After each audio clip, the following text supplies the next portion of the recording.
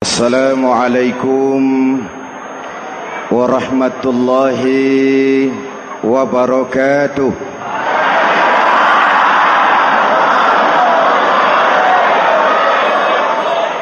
Alhamdulillahi rabbil alamin.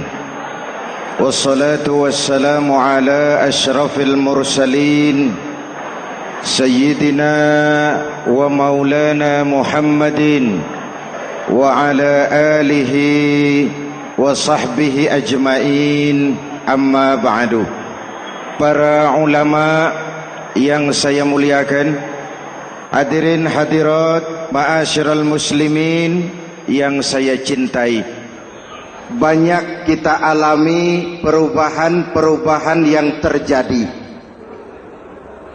baik perubahan yang menyangkut sosial budaya, lebih-lebih yang menyangkut sosial politik. Yang tidak banyak mengalami perubahan adalah sosial ekonomi. Bahkan angka kemiskinan kita naik menjadi 3/5 dari total penduduk kita hidup di bawah garis kemiskinan, dan 20% diantaranya miskin mutlak.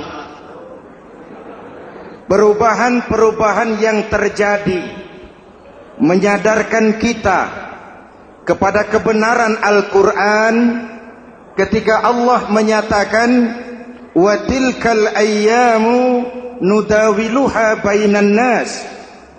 Hari itu kami putar di antara manusia. Ada saat datang, ada waktu pergi. Ada hari lahir, ada saat kembali, ada waktu dilantik, ada saat menyerahkan jabatan. Hari kami putar di antara manusia dan hidup cuma sekadar menunggu giliran. Soalnya kemudian di tengah perubahan-perubahan yang terjadi begitu cepat, what must we do now?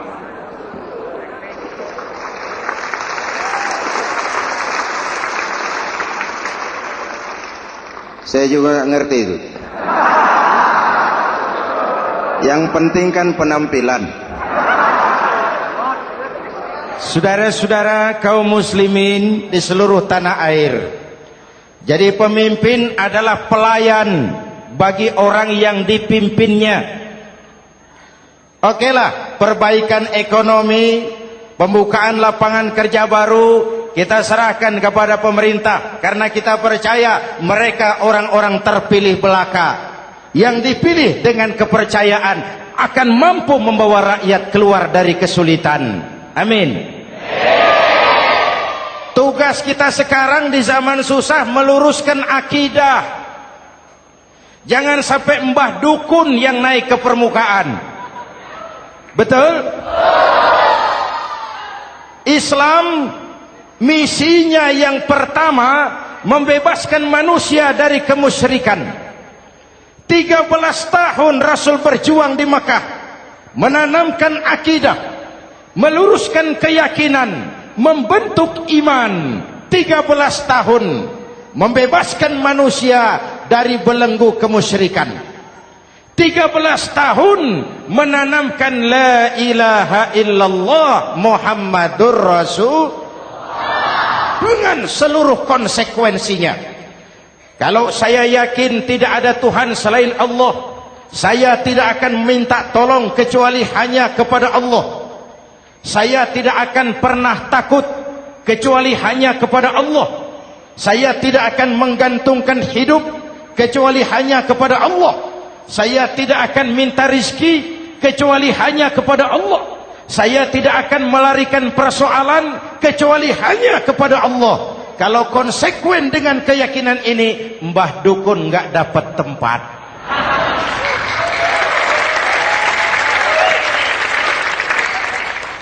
Akur?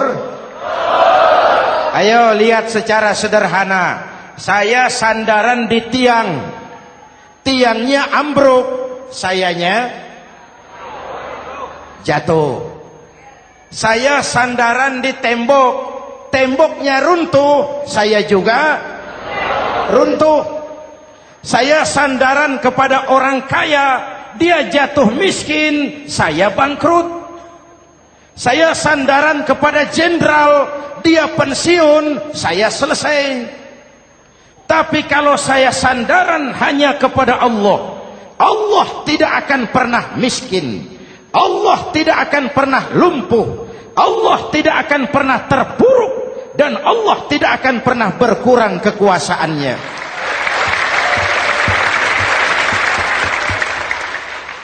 Maka umat Islam, sesulit apapun zaman yang kita hadapi, Allah juga tempat kita bersandar.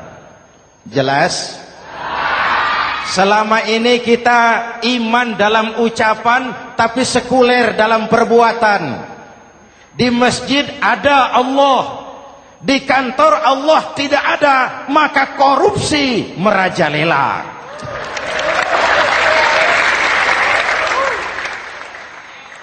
Di masjid ada Allah, di pasar Allah tidak ada, maka timbangan tetap curang.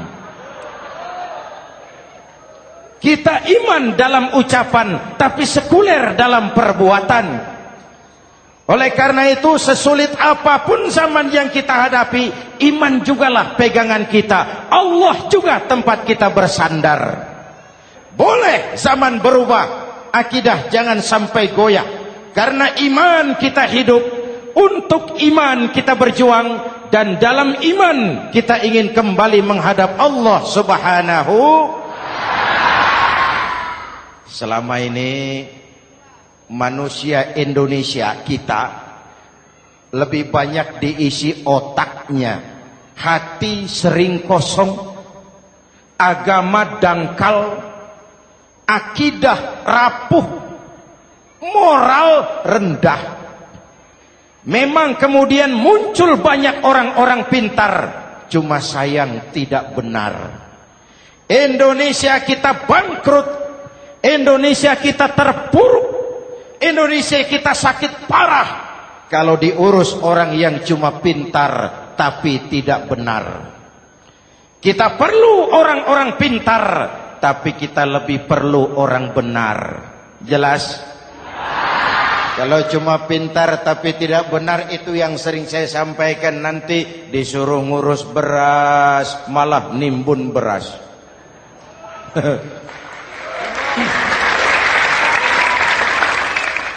Disuruh ngurus laut malah jadi bajak laut. Disuruh ngurus hutan rame-rame jadi orang hutan. Jutaan hektar hutan Indonesia kita ini merupakan kekayaan sumber daya alam kita yang harus digunakan bagi sebesar-besar kemaslahatan rakyat. Yang disuruh ngurus hukum malah bikin hukum seperti pisau, tajam ke bawah, tumpul ke atas. Jangan heran lalu di masyarakat muncul street justice, pengadilan jalanan, sebagai refleksi dari ketidakpuasan melihat sikap hukum yang sangat berpihak. Kalau yang kecil salah, hukum cepat-cepat ditegakkan.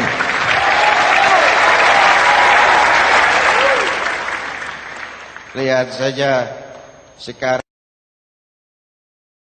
sekarang ini kalau orang terkenal banyak uang punya masalah, antri yang bela. Betul? Tapi saudara lihat si Marsinah di Jawa Timur, si Sengkon dan Karta di Jawa Barat, si Udin Bernas wartawan Jogja terseok-seok mencari keadilan, sampai hari ini urusannya masih remeng-remeng. Kenapa bisa begitu? Jawabannya sederhana, tidak ada fulus. Ada fulus mulus, tidak ada fulus manfus. Betul? Jangan sampai para penegak hukum kita terjebak pada lagu baru, maju tak gentar membela yang bayar.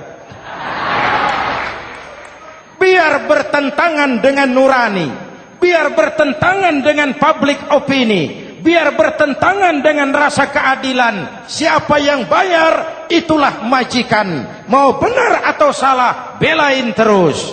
Kalau seperti inilah hukum kita, mafioso keadilan akan tetap gentayangan. Hadirin yang saya hormati, 13 tahun beliau berjuang di Mekah, meluruskan keyakinan, memantapkan akidah, meneguhkan iman. Dari situ segalanya dimulai, dan ke situ segalanya akan menuju. Intan paling mahal, mutiara paling berharga, tidak lain adalah nilai-nilai keimanan. Kalau itu sudah tergadai, apalagi yang bisa kita banggakan dalam kehidupan ini? Kita merasa harta kita berharga, belum ada artinya ketimbang iman. Kedudukan kita punya nilai pun belum ada artinya ketimbang dengan nilai-nilai keimanan. Itu intan paling mahal, itu mutiara paling berharga. Harta baru ada manfaatnya kalau dilandasi dengan iman. Jabatan dan kedudukan baru terasa gunanya kalau dilandasi dengan keimanan. Kalau jabatan lepas dari iman, yang akan lahir Fir'aun baru. Jelas?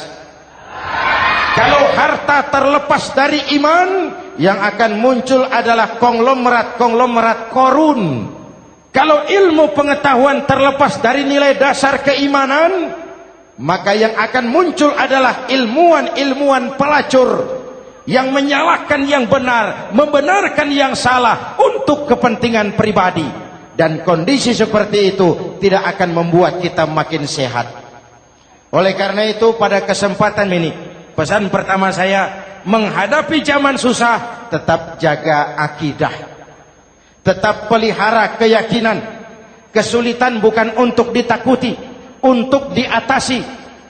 Hidup adalah kerja keras, bukan keajaiban. Perubahan tidak akan datang hanya dengan simsalabim abragadabra. Perubahan tidak akan muncul hanya dengan berandai-andai. Perubahan tidak akan turun dari langit seperti turunnya embun di waktu malam. Perubahan adalah kerja keras, sehingga Al-Quran membimbing kita, innallaha la yughayyiru ma biqaumin hatta yughayyiru ma bi anfusihim.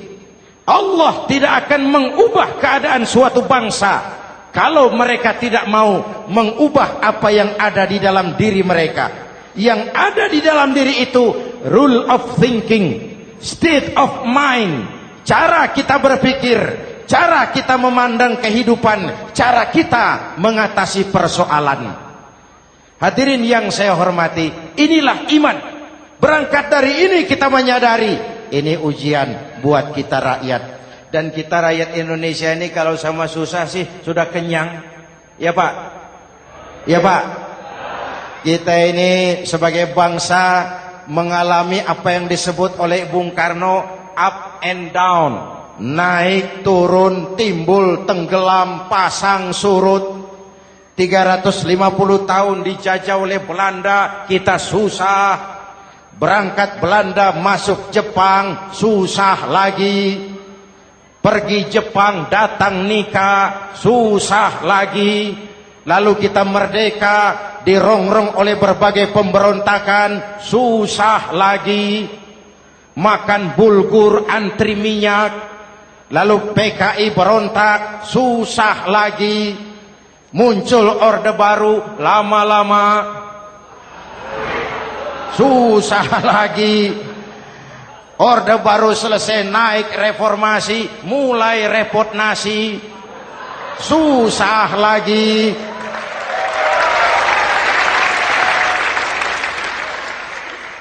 Kalau susah kita ini sudah akrab, sudah intim. Mestinya kalau sudah susah seperti itu, jangan salah sikap menyikapi kesusahan. Jangan sampai kita potong kompas, ambil jalan pintas, terjebak menghalalkan segala cara. Itu tidak akan menguntungkan, itu tidak akan menyelesaikan. Kalaupun selesai, nampaknya penyelesaian sesaat. Dan penyelesaian sesaat bukan penyelesaian yang sebenarnya. Karena itu tetaplah dalam koridor keimanan. Boleh zaman berubah, akidah jangan sampai goyah. Silahkan masa berganti, tapi keyakinan jangan mati. Sekali la ilaha illallah, sampai tetes darah paling penghabisan, tetap la ilaha illallah. Sanggup? 3 orang. Sanggup? 21. Sanggup? Kalau sanggup kita harus konsekuen. Saudara-saudara di seluruh tanah air, misi yang kedua dari Islam setelah membebaskan manusia dari kemusyrikan, membebaskan manusia dari ras diskriminasi, mengikat manusia dengan tali akidah. Sebelum Islam datang, manusia dibedakan oleh warna kulit, manusia dibedakan oleh faktor keturunan, manusia dibedakan oleh faktor harta dan benda. Adalah Rasul yang mengajarkan, innallaha la yanzuru ila suwarikum wala ila amwalikum walakin yanzuru ila qulubikum wa a'malikum. Allah tidak melihat potonganmu, Allah tidak melihat hartamu. Yang Allah lihat itu adalah hatimu dan amal perbuatanmu. Jauh sebelum Amerika teriak-teriak membanggakan apa yang mereka sebut sebagai Declaration of Independence, Nabi sudah mengajarkan kepada kita semua, An-nas kulluhum li Adam wa Adam min turab, la fadla li Arabiyyin ala ujamiyyin illa bittaqwa. Seluruh manusia berasal dari Adam. Adam diciptakan dari tanah. Tidak ada kelebihan Arab dengan yang bukan Arab kecuali takwanya. Jauh sebelum Amerika mencanangkan bahwa semua manusia dilahirkan sama, that all men are created equal. Jauh sebelum itu Islam sudah membebaskan manusia dari ras diskriminasi. Apa dalam konteks kekinian? Menghadapi zaman susah tetap jaga kerukunan. Ya Pak, ya Bu, oi Bu. Menghadapi zaman susah tetap jaga kerukunan, baik antar umat seagama, antar umat beragama, maupun antar umat beragama dengan pemerintah. Menjaga kerukunan. Jangan saling sikat sikut di antara kita. Sebab kalau sudah rukun, saya ajak berhitung. 1 ditambah 1 sama dengan, itu matematika namanya. Hasilnya pasti. Tapi angka sosial hasilnya aneh. Saya ubah jadi angka sosial. Ayo kita berhitung lagi. 1 orang takut ditambah 1 orang takut sama dengan 2 orang setengah berani. Kenapa setengah berani? Karena sudah berdua. Tadi kan takut sendiri. Kalau sama-sama takut berkumpul jadi setengah berani. Kalau ditambah 1 orang takut lagi, 1 orang takut ditambah 1 orang takut ditambah 1 orang takut sama dengan 3 orang berani. Kenapa jadi berani? Karena sudah bertiga. Kita yang lemah, kita yang marginal, kita yang dikucilkan, bahkan kita yang dilecehkan, kalau mau rukun kita akan kuat dan tidak bakal dipermainkan orang.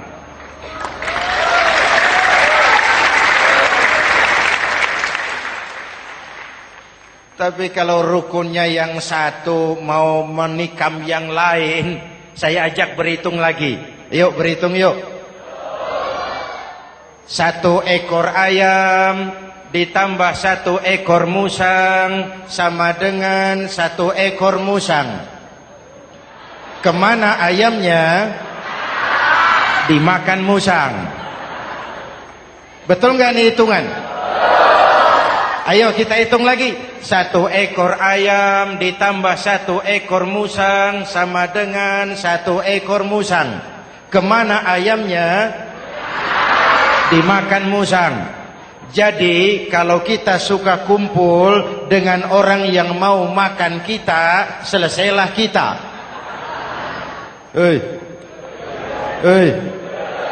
Maka kalau merasa kita ini ayam, yuk kumpul sama-sama ayam, pulang ke kandang ayam. Kalau ada ayam kumpul ke kandang musang, itu namanya ayam minum baygon. Jelas? Menjaga kerukunan. Pertama, antar umat seagama, sesama muslim harus saling menjaga, harus saling memelihara.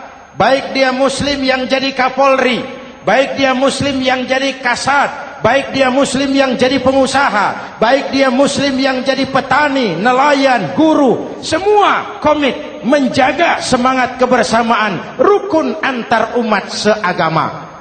Jelas? Jelas? Hadirin yang saya hormati, atas dasar itu saya ingatkan kembali, kita semua ingin persoalan terorisme dilepaskan kaitannya dari agama manapun. Tidak ada kaitannya terorisme dengan Islam, dengan Kristen, dengan Hindu, dengan Buddha. Tidak ada kaitannya terorisme dengan pondok pesantren.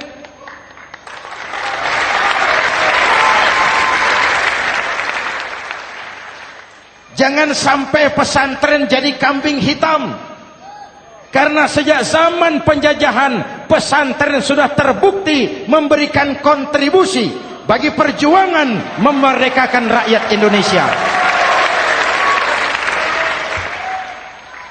Rukun antar umat seagama. Yang kedua, rukun antar umat beragama. Islam ini rahmatan lil. Jangankan manusia walaupun berbeda agama, binatang saja dihormati. Ada hadis, fa iza zabahtum fa ahsinuz zibhata. Kalau kamu menyembelih hewan, sembelihlah dengan cara yang terbaik. Jangan menyembelih ayam dengan pisau tumpul. Itu namanya tidak berperi kebinatangan. Yang kecil lagi, saudara buka babul istinja, makruh buang air kecil di tanah yang berlubang. Sebab apa? Pertama, menjaga kesehatan. Siapa tahu di lubang yang saudara buang air kecil itu ada gas beracun. Kalau tidak, melindungi binatang yang ada di dalam lubang. Siapa tahu di lubang yang saudara buang air kecil itu ada semut sedang rapat membahas terorisme. Apa dosanya lalu mati dikencingi? Ini namanya rahmatan lis semut. Binatang saja dilindungi. Maka perbedaan agama tidak harus menyebabkan kita bertolak belakang. Perbedaan agama bukan alasan untuk saling bermusuhan. Apalagi kita sudah menyadari tentang kemajemukan kita, tentang kebinekaan kita, tentang keragaman kita. Rukun antar umat beragama. Saling menghormati, saling menghargai, tapi tetap dalam batas lakum dinukum. Lalu rukun antar umat beragama dengan pemerintah. Hadirin yang saya hormati, yang benar kita dukung, yang salah kita perbaiki dan kita tegur menurut cara-cara yang diajarkan oleh agama kita. Dan sholat berjamaah, pendidikan bernegara yang paling bagus. Tadi kita sholat ada imam, ada makmum, betul? Makmum wajib ikut imam kalau imam benar sholatnya. Rakyat wajib ikut pemimpin kalau pemimpin benar mimpinnya. Masyarakat Islam ini loyal. Masyarakat Islam ini bukan pemberontak. Masyarakat Islam ini taat dan setia. Kapan? Kalau imamnya benar. Imam takbir, makmum. Imam ruku, makmum. Imam i'tidal, makmum. I'tidal. Imam sujud, makmum. Tapi kalau imam keliru, mestinya imam ruku malah sujud. Salah imam ini. Tegur. Siapa yang wajib negur? Makmum yang saf terdepan. Anggota DPR.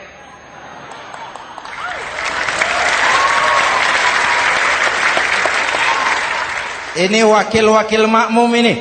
Saf di depan ini. Kalau imam keliru mereka paling tahu. Ngomong. Tegur. Bagaimana negurnya? Ada aturan main. Mestinya ruku, imam sujud. Salah ini imam. Subhanallah. Kan begitu negurnya. Betul? Tidak boleh juga imam keliru, makmum emosi. Main pegang. Weh, makmum salah. Hoi, hoi. Kacau solat. Betul? Anggota dewan ini, saf di depan. Itu kalau imam keliru. Satu saat imam buang angin. Namanya manusia bisa buang angin toh. Apa makmum lalu berkata, demi kesetiaan saya kepada imam, imam buang angin, saya lebih keras lagi. Itu namanya fanatisme buta, loyalitas yang goblok. Imam buang angin, minggir. Iyyaka na'budu wa iyyaka nasta'in. Sampai situ imam buang angin, minggir imam. Lalu saf yang di depan maju. Tidak usah bikin solat baru, teruskan pekerjaan imam. Ihdinas siratal mustaqim. Teruskan. Kenapa? Kalau bikin solat baru lagi, nanti buang angin lagi. Bikin lagi solat. Kapan selesainya solat? Kapan selesainya membangun negara ini? Yang penting imam tahu diri, buang angin, minggir.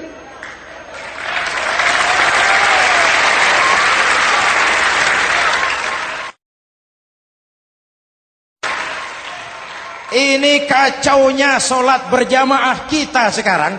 Kacaunya negeri kita sekarang. Banyak imam sudah buang angin, gengsi. Dia aja merasa nggak punya salah.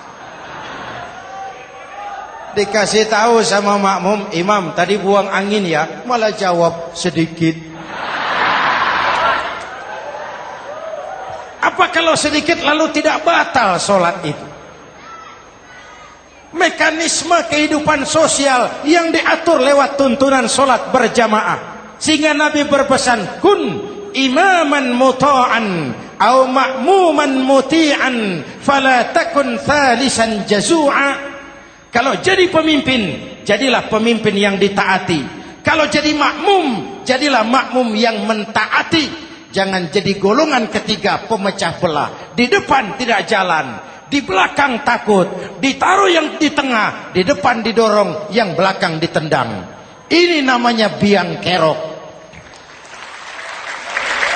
Saudara-saudara, dari uraian singkat ini saya ambil beberapa catatan pokok. Pertama, kalau ada intan paling mahal, kalau ada mutiara paling berharga dalam hidup kita, itu tidak lain adalah karena keyakinan.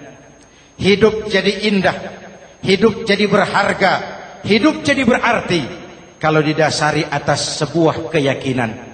Dan keyakinan itu tidak lain adalah nilai iman kita, akidah kita kepada Allah Subhanahu wa taala. Yang kedua, tetap menjaga kerukunan. Sesulit apapun zaman yang kita hadapi, kita tetap harus menjaga semangat kebersamaan. Kita harus tetap menjadi lem perekat yang menjaga keutuhan, baik sebagai bangsa maupun sebagai umat. Perbedaan adalah wajar, harus dihormati sebagai ciri kehidupan berdemokrasi. Tapi jangan perbedaan menjadi sebab kita bermusuhan, dan jangan perbedaan menyebabkan kita saling berpecah belah. Hormati perbedaan, jangan perbedaan dipandang sebagai permusuhan. Dengan akidah yang kuat dan kebersamaan yang kokoh, ayo kita hadapi kesulitan, kita atasi kesulitan, dan dengan kerja keras untuk menyongsong hari esok yang lebih pasti. Mari kita Fatihah, semoga Allah memelihara kita bangsa Indonesia. Ala hadhihi niyah wa ila hadratin Nabi. Al-Fatihah.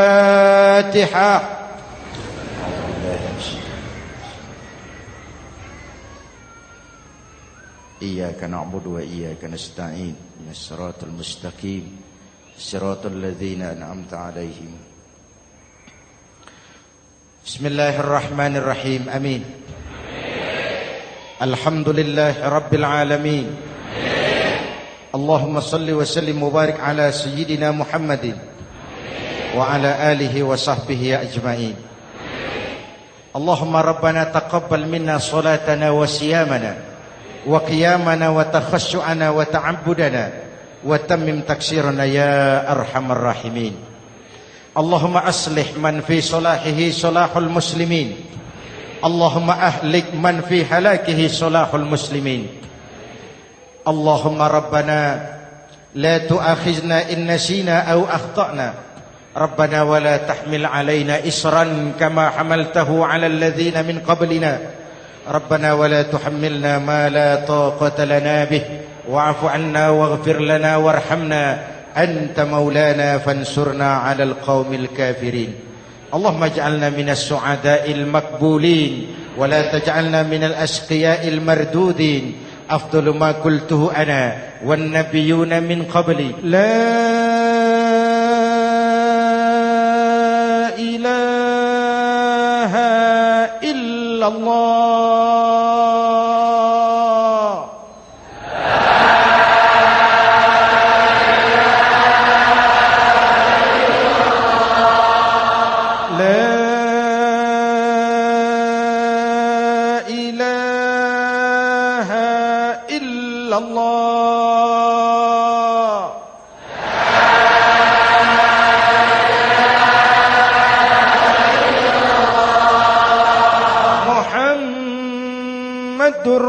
Rasulullah.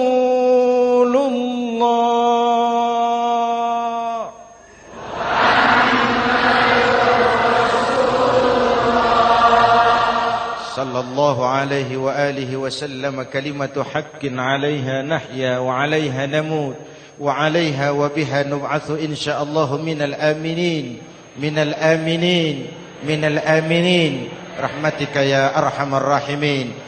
Sallallahu ala sayyidina Muhammad wa ala alihi wa sahbihi ajma'in. Ana rabbika rabbil izzati amma yasifun.